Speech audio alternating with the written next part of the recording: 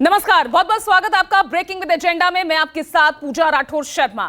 दिल्ली शराब घोटाला और इस मामले में सीएम अरविंद केजरीवाल को 10वां समन देने पहुंची ईडी की टीम ने 2 घंटे की पूछताछ के बाद रात करीब 9 बजे गिरफ्तार कर लिया और उन्हें ईडी दफ्तर ले जाया गया, जिसके बाद केजरीवाल की रात ईडी की लॉकअप में कटी।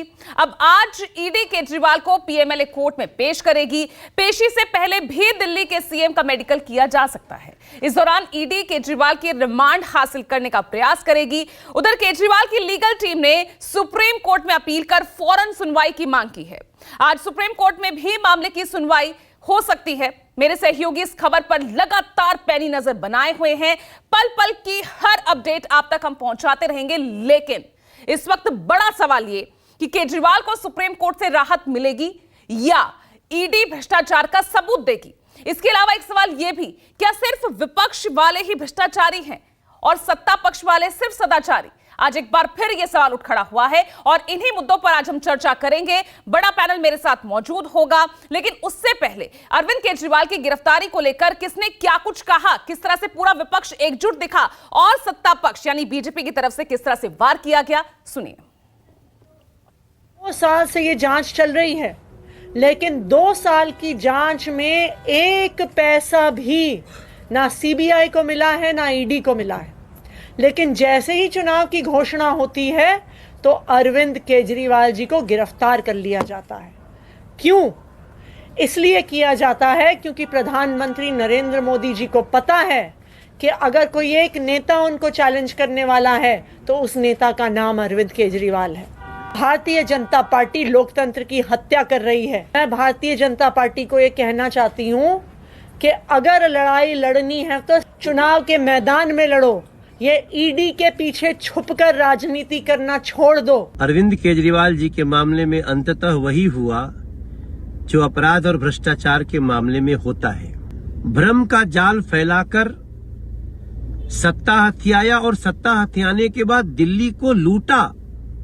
उस अरविंद केजरीवाल को दिल्ली के लोगों की हाय भी लगी है।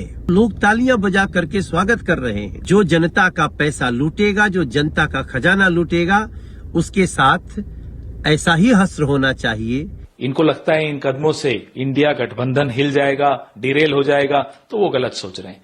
हम मजबूती से लड़ेंगे। एक सिटिंग चीफ मिनिस्टर को गिरफ्तार करने की कोई आवश्यकता नहीं होती। वो गिरफ्तार करना दिखाता है कि आपकी नीयत में क्या है। इन कदमों से ये स्पष्ट हो जाता है कि भारतीय जनता पार्टी को अपनी हार दिख रही है। अरविंद केजरीवाल को जो ईडी ने हिरासत में लिया है, उससे एक बात तो स्पष्ट हो गई है। एक पॉपुलर चीफ मिनिस्टर हैं, इलेक्टेड चीफ मिनिस्टर हैं दिल्ली के, और उनके खिलाफ जो कार्रवाई चल रही थी, एक कुछ नहीं है, एक पॉलिटिकल विच हंट है। भारतीय जनता पार्टी खुद घबराई हुई है। ये तो पूरा जो है वो विंडिक्टिव पॉलिटिक्स। अभी सामने लोकसभा चुनाव है और भाजपा उसको ये मालूम है, हर स्टेट से ये इन्फॉर्मेशन आ रहा है वो हार रहा है।